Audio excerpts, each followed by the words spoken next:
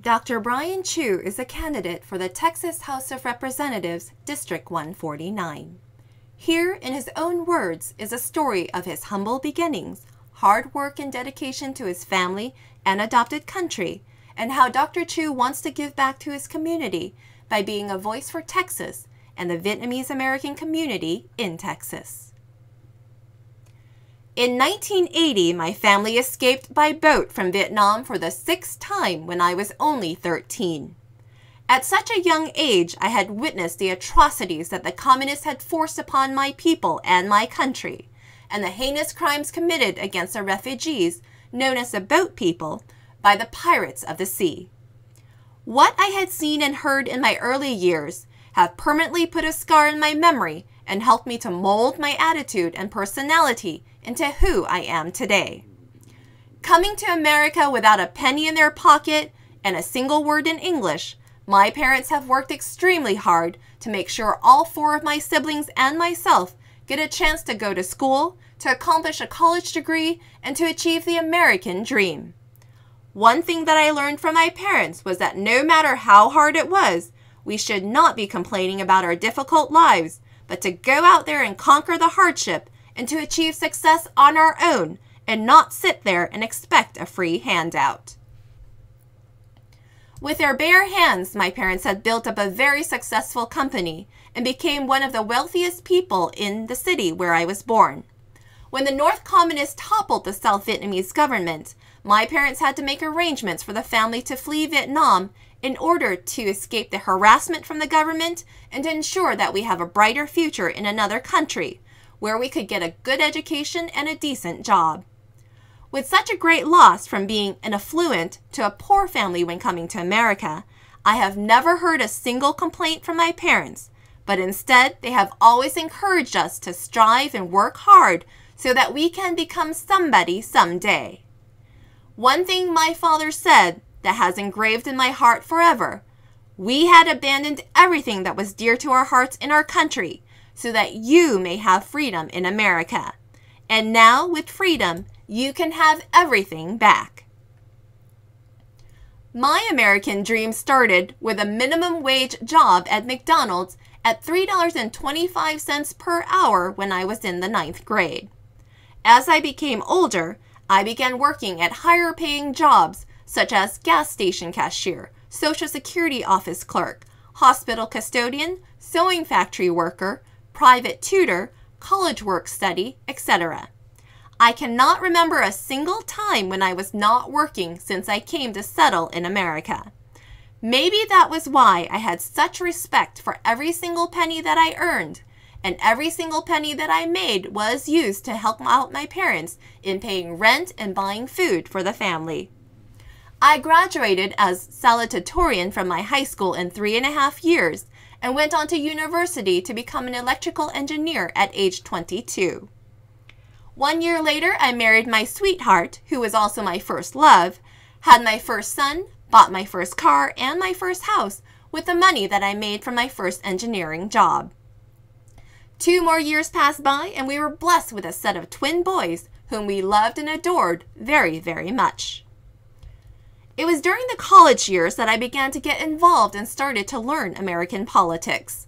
I joined the Asian Student Association and served on the board of directors during the 4 years at the University of Southern California.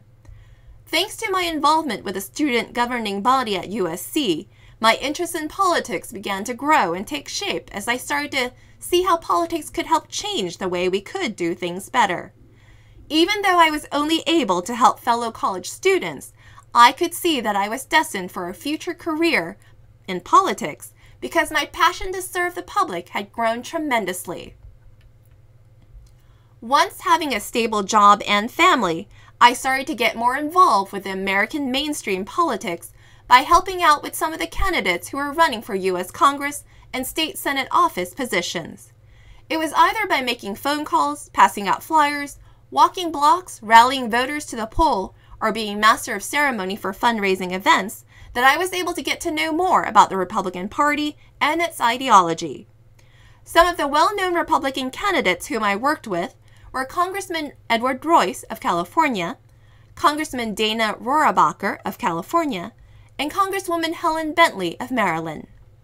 These were the Republican figures who had inspired me to join the Republican Party because they all had very strong foreign policy principles and upheld the Republican core values. It was a great satisfaction to witness the collapse of communism across the globe during the 90s. Thanks to the U.S.'s strong stance against communism, democracy had flourished to many corners of the world and those countries started to prosper. Unfortunately, there were still a few communist countries left that were stubbornly hanging on to the Marxism ideology, and Vietnam was one of them. To help foster ideas of democracy, freedom, and to give hope to millions of people who were still oppressed by the communists in Vietnam, I initiated 2 radio programs that broadcasted directly to Vietnam via short and medium waves. Radio Forum for Democracy from 1992 to 1996, and Vietnam Democracy Radio from 2011 to present. Congresswoman Helen Bentley, whom I had helped before she became U.S. House Representative, also introduced a House bill, H.R. 5413, to Congress in 1990 when she won her seat, and the bill was later passed by Congress. Under this bill, Radio Free Asia was formed and funded by the State Department and began its operation to this date. I am very proud to be a human rights and pro-democracy activist and have been fighting against totalitarianism for the last 27 years. I will continue to be an activist and be the voice for the oppressed, as I believe all human beings should have equal rights regardless of their social status. After 10 years of working as an electrical engineer, and as my children grew older, my wife and I decided to further our education and wanted to become business entrepreneurs so that we could provide our children with a better life as my parents had done so for me. We decided to go back to school and accomplish a Bachelor of Science degree in Chemical Engineering, minor in Biochemistry, and were accepted to Loma Linda University School of Dentistry in 2002. The day we walked across the stage to receive our dental diplomas, it felt like the sky had opened up and we could see an entire new promising path to our future. I suddenly remembered what my father had said. With freedom, you can have everything.